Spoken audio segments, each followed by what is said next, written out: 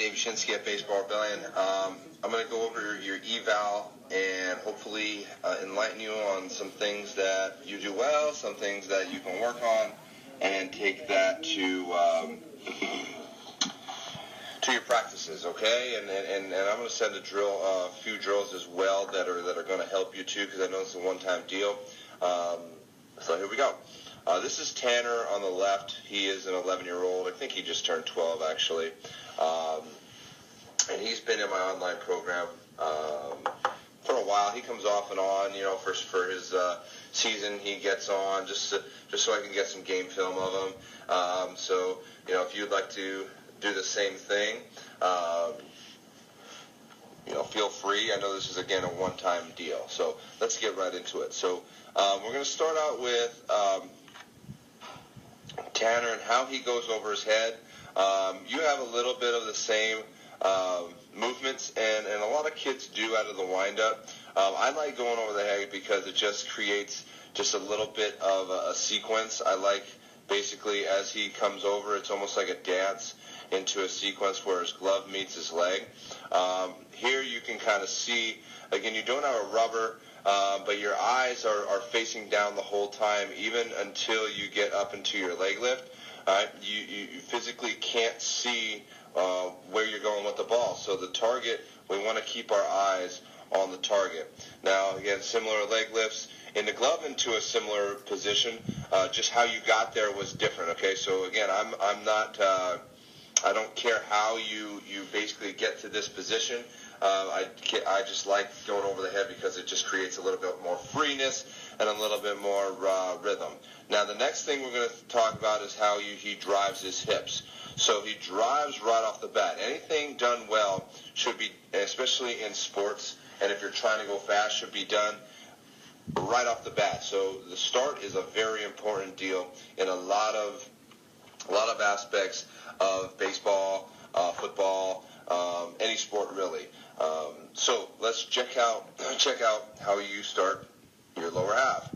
So you go back down, and basically I can see your knee coming towards the camera, okay? So the weight that we want to put on our back foot would be right in front where the Nike sign is. So you see how you basically kind of keep your hand towards the back part of your foot. So that's going to keep you from going towards your target. So I like to think about, using an analogy of my body is basically like a gun. So I talk about my lower half being the sight. So if we're talking about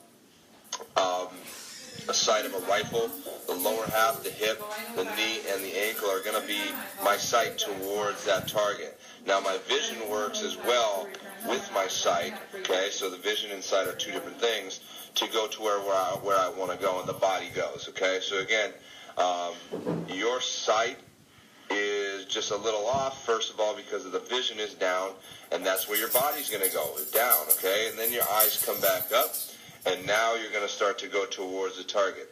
At this point, you kind of gotten out of sequence, and what we'll see here later on is some disconnects. What that means is some flaws that will not help you be repeatable, and also some flaws that may come up later on in your career and maybe cause some risk of injury.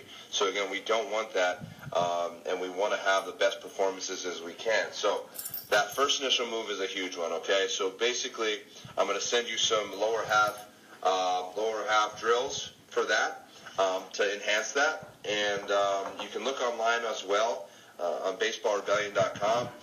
We give out weekly social media drills, advice, methodology. So again, use that to learn more and to use as a hub. As if you think that you have something, or you have, or you're not doing it right properly. There's so much free stuff on that site. The next thing is our arm swing, okay? So we talk about how the arm comes out of the glove for Tanner here. It's almost like he drops the ball out of his glove. I call this tracing my leg. So it's almost like he traces that back leg with the ball. let's check out what happens here. So you do a really good job of tracing that back leg. Now, just because you didn't get your lower half momentum going, the ball goes back towards that tree. It's almost like first base instead of going out towards shortstop and relaxing that arm swing, okay? So not bad with the arm swing, but you'll see is that as you start to get the ball up here, your hips never open. So I see that you're losing a little bit of velo because your hips, back foot, and knee never start to open up as the ball gets above your elbow. Let's see Tanner, as he starts to get the ball above his elbow, you can see his back leg rotating into the ground.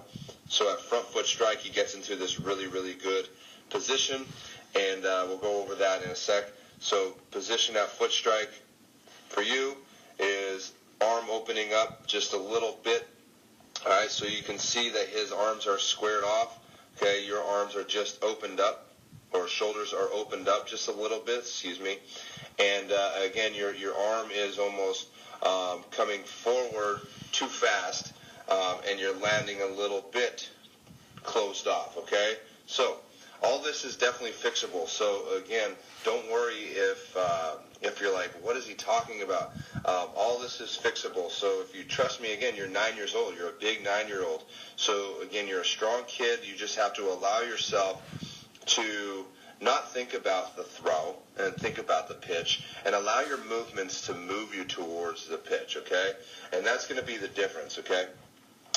And the last thing here is going to be our finish. So I recognized how on some of the other ones where you're finishing very high. So again, when you come through the finish, I like the way your front leg braces up, okay, and your back foot stays on the ground. But you see how your shoulders never get all the way over your front foot far enough? Check out Tanner as he starts to come over his front leg. You see how far out in front he finishes and how low he finishes. And this is going to allow us to throw really lower strikes, better strikes, and get closer to the plate, which equals velocity. So again, release point is about near your head, okay, and you can see Tanner's is just out in front just a little bit more, but not bad with your lower half and how you're rotating forward.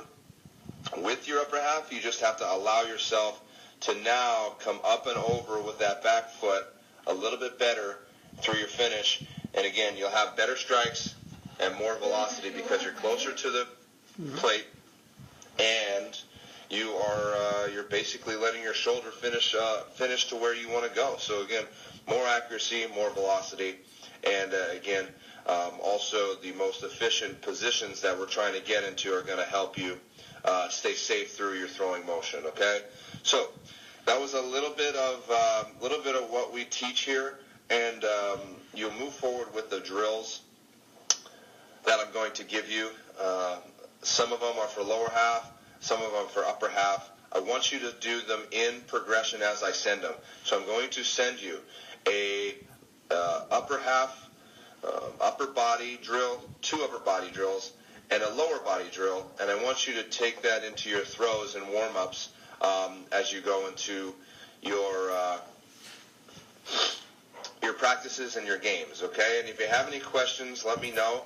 But again, at 9 years old, you got some pretty good movements, strong kid, but again, we have to allow ourselves to move right to be able to allow ourselves to change and not thinking about the throw and thinking about being so perfect, okay? So again, great job.